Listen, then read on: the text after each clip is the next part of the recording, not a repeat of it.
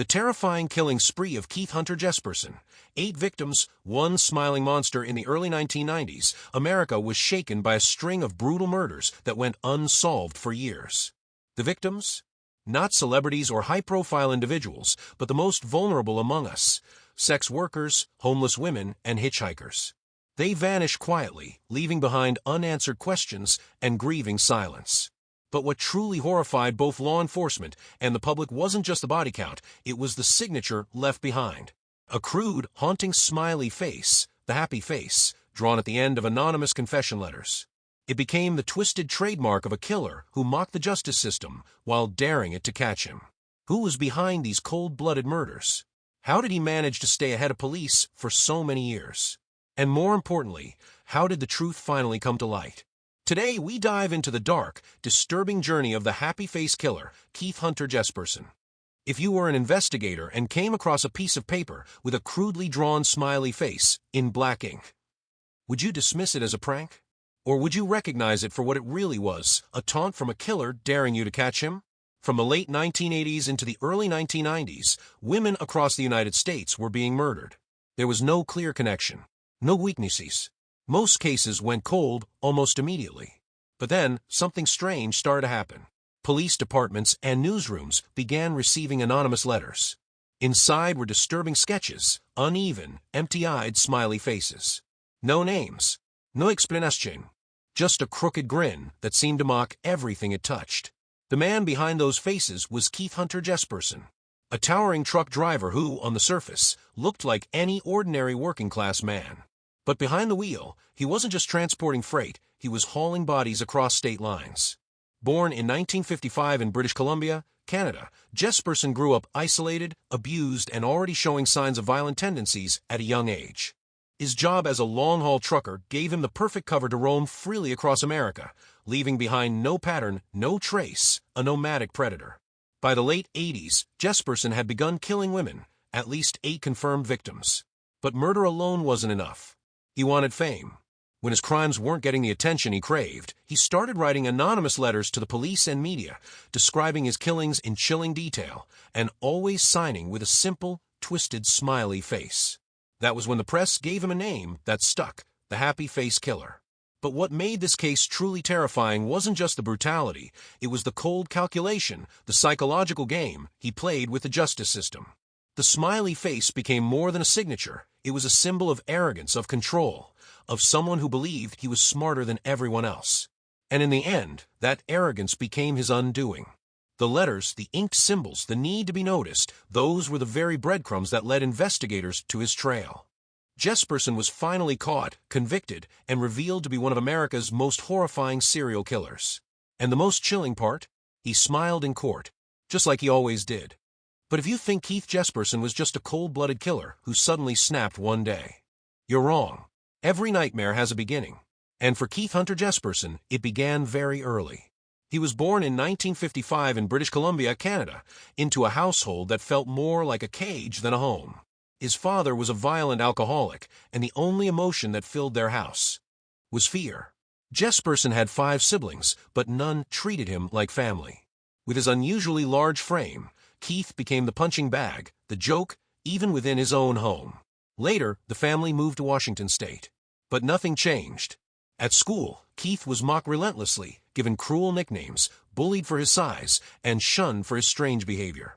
He withdrew into a world of silence, isolation, and darkness. And in that dark world, Keith began to develop disturbing fascinations. He trapped 2 small animals in a cage and watched them fight to the death. His father? He didn't stop it. He cheered. At age 10, Keith met a boy named Martin. They caused trouble together, argued, but they were each other's only friends. Until one day, Keith held Martin's head underwater, watched him struggle, only stopping when a lifeguard intervened just in time. It was the first real warning sign. But no one paid attention. As an adult, Jesperson became a truck driver. On paper, a normal job. But in reality, it was the perfect cover for a serial killer. He could cross state lines freely. No one questioned him. No one remembered his face. A simple turn off the highway, and he could vanish, completely off the police's radar. His personal life unraveled, failed marriages, estranged children, friendships that fell apart. Each loss pulled him deeper into resentment and rage. And murder became his release. A way to reclaim control. A way to make the world pay for abandoning him. To Keith, taking a life wasn't a crime. It was a psychological game. And he was the only one who knew the rules. He didn't choose his victims randomly. He targeted those on the fringes, women who were isolated, vulnerable, people who could disappear without anyone noticing. He killed them without remorse, methodically, coldly. Then, in some cases, he'd leave behind a crude smile. Sometimes on paper, sometimes on the wall near the body. Uneven, twisted, much like his mind. That was Keith Hunter Jesperson's method, killer and puppeteer. Each murder was a move, each victim a pawn. And that smile, it was his final message to the world. I was here, and I'm still smiling. Now that you've seen the man behind the mask, it's time to walk through the dark path he left behind.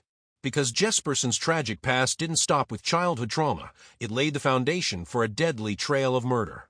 Let's begin with the first known victim, Tonja Bennett. In January 1990, 23-year-old Tonja, who had a mild intellectual disability, lived with her mother in Oregon. One evening, she just wanted to go out and have a little fun. She never came back.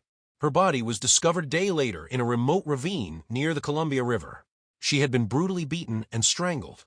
The remote location delayed her discovery, an eerie foreshadowing of what was to come. At first, police had no clue that Keith Jesperson was involved. Instead, a woman named Laverne Pavlinac and her boyfriend John Sosnovsk came forward, confessing to the crime. Their story was bizarre, convoluted, and the police believed it. They were convicted and sent to prison, while the real killer remained free, already hunting his next victim. Jesperson eventually sent anonymous letters to media outlets. In them, he confessed to killing Tonja, including details only the killer could know, and signed each one with his signature smiley face. It wasn't just a confession. It was a challenge. And the moment when the happy-face killer truly stepped into the spotlight. Tonja Bennett was only the beginning. Soon after, Jesperson was driving through California when he encountered a woman he later referred to as Claudia. He offered her a ride, playing the part of a kind stranger. But it was a trap. Jesperson lured her into a wooded area, raped her, and strangled her to death, the same cold, brutal pattern he would repeat many times. The most chilling part, her body was never found. To this day, her true identity remains a mystery. Claudia is just a name Jesperson gave her, an unnamed ghost lost in the woods. Next came Cynthia Lynn Rose, a transient sex worker in California. Her body was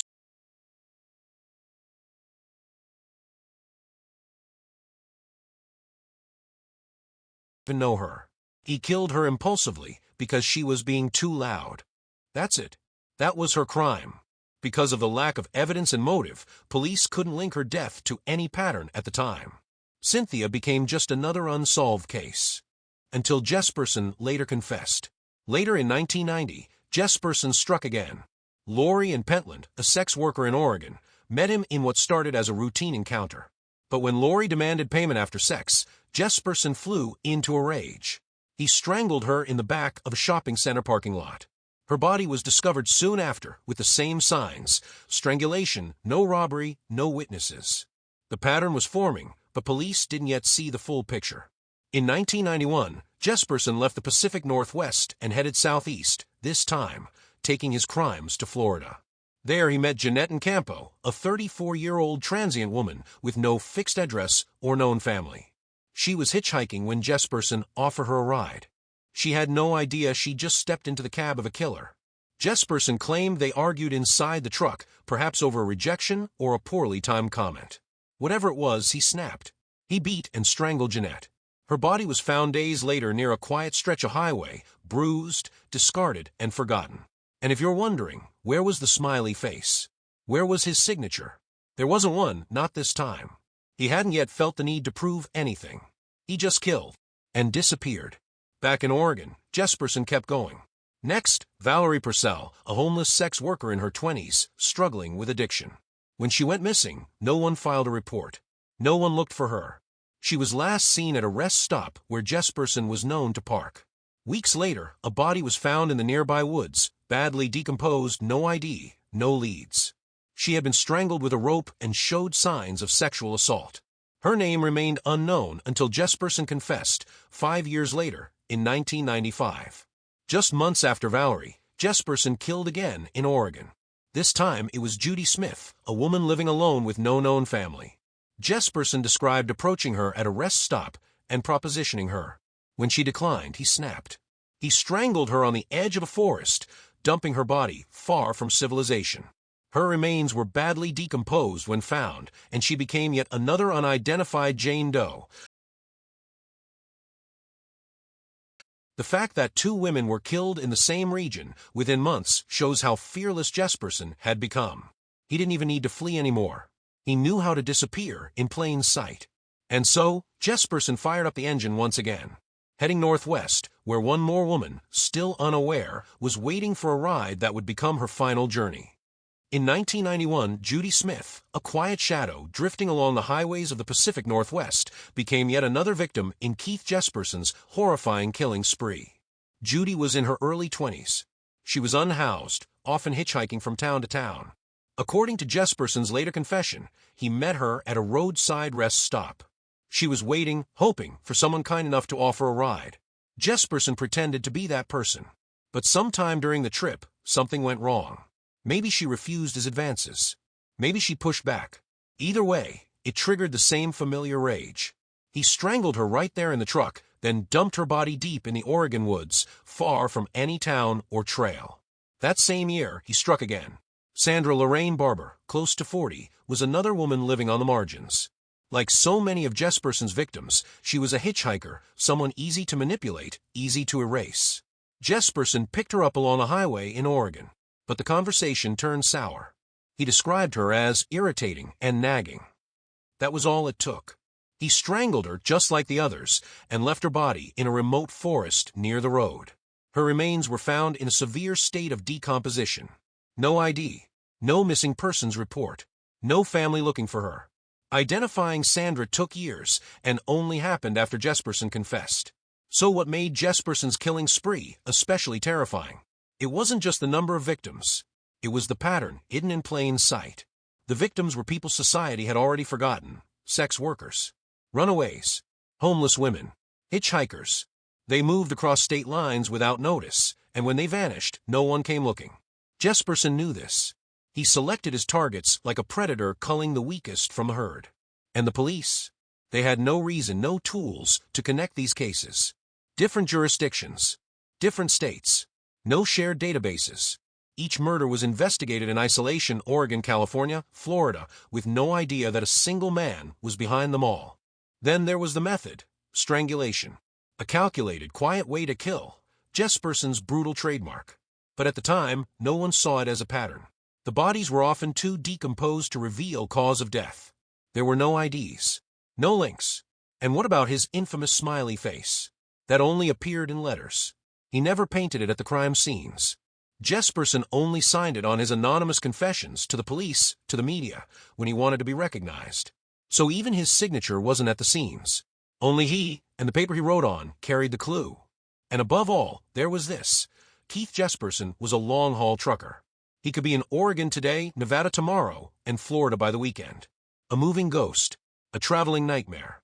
You could have sat across from him at a roadside diner, without ever knowing that the man smiling at you had killed someone the night before. It wasn't until Jesperson confessed that the puzzle came together. Unidentified Jane Does were finally given names.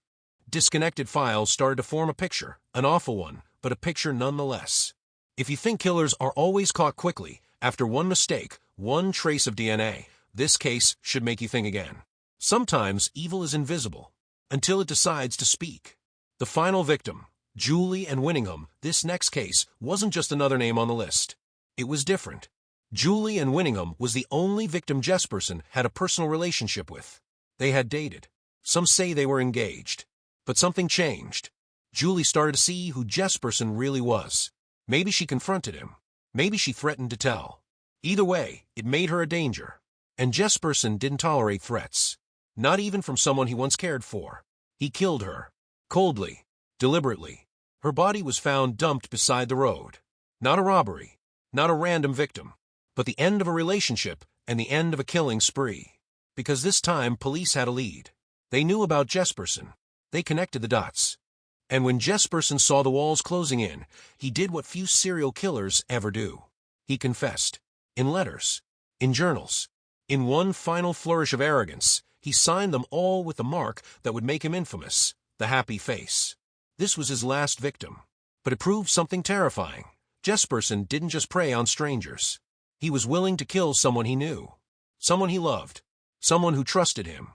Because in the end, for Jesperson, there was no line between love and murder. The investigation and arrest looking back now, the patterns in Keith Jesperson's crimes seem painfully obvious. He targeted the vulnerable. He strangled them with brutal precision. And he dumped their bodies in remote, forgotten places. But at the time, no one, not even law enforcement, could see the full picture.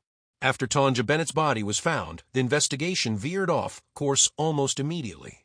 Instead of closing in on Jesperson, police were misled by a false confession. A woman named Laverne Pavlinac, dealing with a troubled personal life, walked into a police station and voluntarily claimed she and her boyfriend were involved in the murder. Her story was bizarre, disjointed, but convincing enough. Laverne and her boyfriend, John Sosnovsk, were arrested, charged, and convicted. The real killer? He kept moving, kept killing. And while Jesperson evaded capture, he began to play a different kind of game. He started writing anonymous letters to newspapers and police departments, letters filled with chilling details that only the real killer could know. And always signed the same way, with a crudely drawn smiley face. It was his twisted way of saying, "You caught the wrong people. I'm still out here." But because the Bennett case was already solved, his letters were dismissed as hoaxes, just attention-seeking noise. So Jesperson kept laughing from the shadows. And kept killing without consequence. His job as a long-haul trucker allowed him to travel freely from Oregon to California to Florida, crossing state lines, crossing jurisdictional boundaries. Every murder was investigated separately by different agencies with no shared system, no central database. Each case felt isolated. And because his victims were people society ignored, most weren't even reported missing right away. If at all, police were always one step behind because they didn't even know what they were chasing. But in March of 1995, everything changed. Jesperson wasn't caught because of forensic evidence, or because someone saw him. He was caught because of his ego. Feeling pressure, not from the police, but from his own need to control the narrative, Jesperson wrote a 6-page letter to his father. It wasn't just a confession. It was a murder journal. In it, he detailed each killing, each body, each method, where he strangled them, where he left them to rot. His father, horrified, didn't hesitate. He handed the letter to the authorities. Days later, Jesperson was arrested while driving his truck through Arizona. The very truck that had been his weapon, his escape route, his hunting ground, was now his prison on wheels. The evidence? It was all in his own words. His confessions matched unsolved cases across the country, right down to the position of the bodies, the state of decomposition, and specific details that had never been released publicly. No mind games. No dramatic interrogation. No need for DNA or witnesses. Jesperson had already written his own conviction, and he signed it with a smile. Sentencing and legacy Keith Hunter Jesperson was tried in multiple states, Oregon, California, Washington, and Wyoming, facing a total of 8 counts of first-degree murder. In October 1995, he pled guilty in Oregon to avoid the death penalty. At the time, capital punishment in the state was under partial suspension. He later entered guilty pleas in the other states as well. The result? 7 consecutive life sentences without the possibility of parole. A fitting punishment for crimes that defied forgiveness. But the public was stunned. Because the man who had actually murdered Tonja Bennett, the case that started it all, wasn't the couple who had confessed years earlier. It was Keith Jesperson. Laverne Pavlinac and John Sosnovsk had spent nearly 5 years in prison for a murder they didn't commit. Jesperson's confession not only exposed his guilt, it also exposed the system's failure. The smiley face, Jesperson's twisted signature, became an icon of dark satire and moral mockery, a symbol of how easily one man had manipulated the justice system and gotten away with murder for years. His story spread quickly across American media. The happy face killer became the subject of documentaries, crime books, and major TV programs like Dateline, Forensic Files, and Evil Lives Here. To this day, Keith Jesperson remains incarcerated in an Oregon state prison, but he shows no remorse. Instead, he continues to write letters, some to the media, some to strangers, bragging about his crimes as though they were trophies. In one particularly disturbing interview, he stated, "I didn't kill for fun. I killed because they deserved it." A sentence that reveals everything. Not just about his warped sense of justice, but about the mindset of a killer the world will never forget. Final reflection: the story of Keith Jesperson isn't just a timeline of gruesome murders. It's a painful glimpse into how easily society forgets the most vulnerable. His victims weren't people with powerful voices or headlines behind them. They were the unhoused, the invisible, the voiceless, and they disappeared without much notice. Their families were left with heartbreak and uncertainty, clinging to hope while buried in silence. Many of the bodies remained unidentified for years, the cases unresolved, the pain unresolved. For law enforcement, this case became a harsh lesson in coordination. Scattered investigations, no national database, no clear communication. Each case was a puzzle piece, disconnected, when all along they formed a single, horrifying image. But above all, this story is a warning. Because people like Jesperson don't just hunt in darkness, they hunt where no one is watching. And they thrive when no one cares. He targeted the forgotten, those who had no one to search for them. And he knew he could get away with it. Psychologically, Jesperson is the portrait of a killer not only cold-blooded, but delusionally self-glorifying. He taunted the world with letters, signed them with a grinning face, his way of claiming dominion over fear. And even after his capture, that mark, the happy face, remains a chilling symbol of how arrogance, cruelty, and a broken system. What he did, the signature he left behind, still chills the world to this day. Because sometimes, evil doesn't look like a monster. It looks like the stranger at the gas station, the man offering a ride, the father at the dinner table. Sometimes evil smiles. What do you think about this case? Have you heard of killers like Jesperson before? Drop your thoughts in the comments. And if this story stuck with you, be sure to subscribe for more unsettling truths of real life. Thanks for watching, and we'll see you in the next episode.